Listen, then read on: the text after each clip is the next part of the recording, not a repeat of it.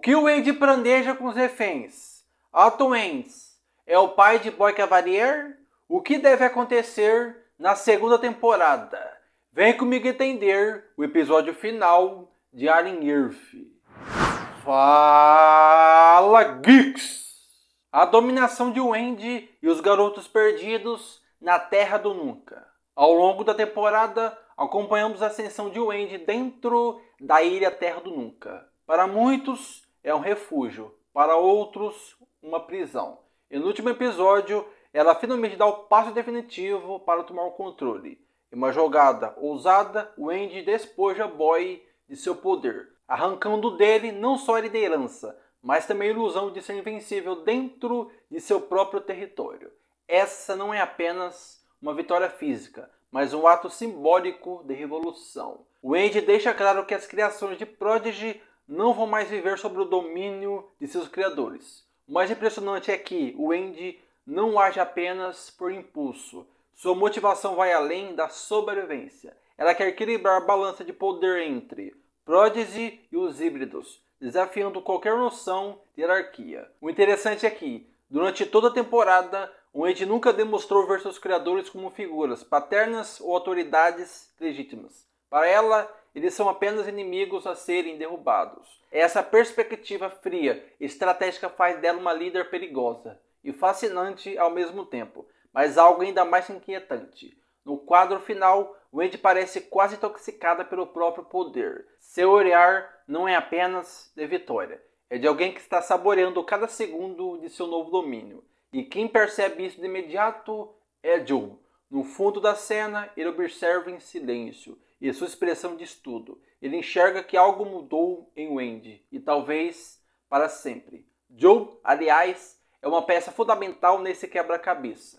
Mesmo depois de atirar Nibs no episódio anterior, um ato que isolou moralmente, ele ainda é considerado parte dos garotos perdidos. Mas há um detalhe que o torna especialmente vulnerável.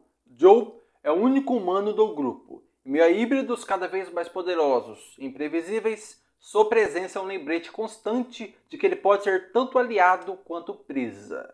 Será que o Wendy o vê como irmão ou apenas como um recurso temporário? E se a luta pelo poder já é suficiente para deixar qualquer fã ansioso, a verdadeira bomba vem com a crise da identidade de Wendy. Ao longo da temporada, pistas sutis levantaram uma pergunta intrigante. Quem ela realmente é? Seria Marcy, Wendy ou algo completamente novo? Essa dúvida explode no episódio final, quando fica claro que Wendy não é apenas uma híbrida comum. Ela parece ter transcendido sua própria humanidade, adquirindo algo que nem mesmo Slight, Smee ou outros híbridos demonstraram. Enquanto eles ainda mantêm traços de sua juventude humana original, Wendy surge diferente. Há algo em seu comportamento, em sua presença, que indica que ela talvez tenha ultrapassado o limite entre humano e algo totalmente alienígena. Essa transformação não é apenas física, mas psicológica. A temporada inteira foi uma jornada de poder para Wendy, e cada decisão, cada confronto, a levou a um ponto onde ela agora domina a ilha de Terra do Nunca. Significado da liderança de Wendy para Boy Cavalier e Prodigy. A situação de Boy Cavalier nunca foi tão delicada. Com a aquisição de Wendy, a líder prodígio que agora controla quase todas as peças do tabuleiro, a vida de Boy está por um fio.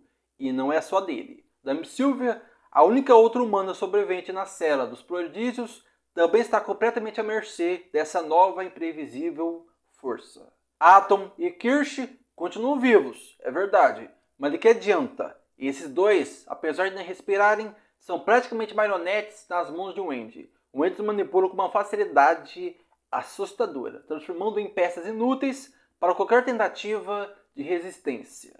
É como se cada movimento de Wendy fosse calculado para eliminar qualquer vantagem que Boy pudesse ter. Mas a grande icônica nesse jogo é Mouro. Será que Wendy possui o mesmo tipo de controle sobre ele? Até agora, nada garante que sim. Mouro, entre todos os prisioneiros, parece ser o mais imprevisível e talvez o mais perigoso. Mouro tem um histórico de herança questionáveis e um passado de traições sutis, sempre deixando todo mundo sem saber qual é o seu verdadeiro objetivo. Por um lado, ele já demonstrou momentos de aproximação com Boy, mas por outro, sua lealdade ainda parece estar fortemente ligada à corporação Yutami.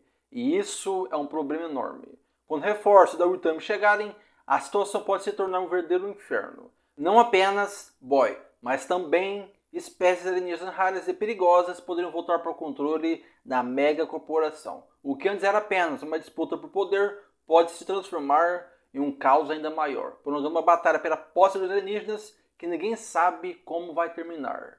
Boy Cavalier, no meio disso tudo, está completamente sozinho. Ele não tem aliados verdadeiros.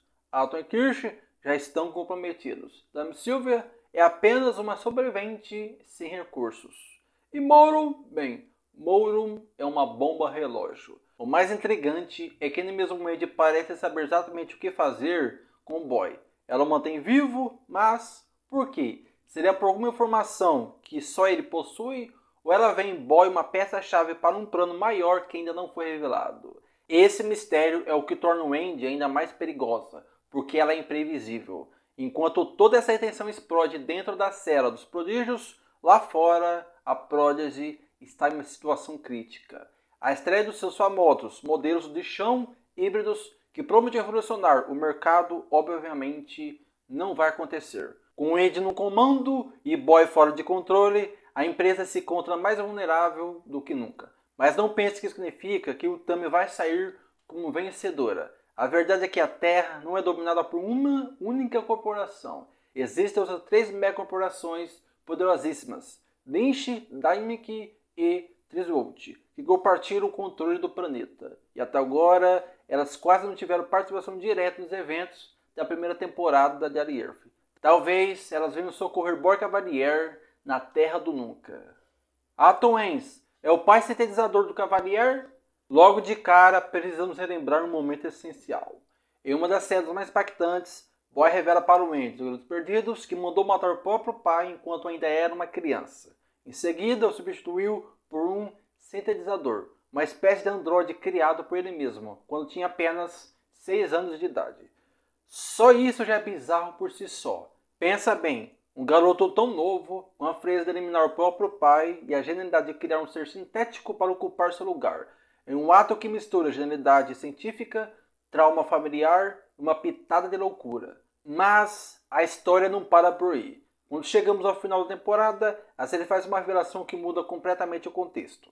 Atom Ains, uma figura que sempre teve uma presença marcante, é exposto como um sintetizador. E é aí que a teoria começa a ganhar força. Tudo indica que Atom é o pai de quem Boy estava falando o tempo todo. O interessante é que a série nunca fala isso de maneira direta. Não existe uma cena em que alguém declare: sim, Atom Ains é o pai sintetizador do Cavalier. Mas as pistas estão espalhadas com cuidado para quem souber observar. Um dos indícios mais fortes é justamente a sequência em que essas informações são reveladas. Primeiro, ouvimos Boy contar que criou um sintetizador para substituir o pai. Mais tarde, quase como uma peça final de um quebra-cabeça, descobrimos que Atom é um sintetizador. Essa ordem de acontecimentos não parece coincidência. É como se os roteiristas estivessem guiando a gente para essa conclusão, sem precisar dizer uma única palavra explícita. E não para por aí. Existe uma cena específica que deixa essa ligação ainda mais evidente. Em um momento carregado de tensão, Wendy o chama de homenzinho mau e raivoso, provocando uma reação interessante. Boy, em vez de reagir com raiva ou indiferença, olha diretamente para Atom e pergunta: você vai deixar ela falar comigo desse jeito? Esse pequeno diálogo parece simples, mas revela muito. É quase uma dinâmica entre um filho que espera que o pai imponha respeito em uma situação de confronto. O olhar de Boy para Atom pedindo uma resposta ou atitude é carregado de subtexto. Não é só um pedido de apoio, uma cobrança típica de quem enxerga o outro como uma figura paterna. Como o final da temporada prepara o terreno para a segunda temporada? O último episódio deixa a Terra do Nunca um verdadeiro caldeirão de ameaças.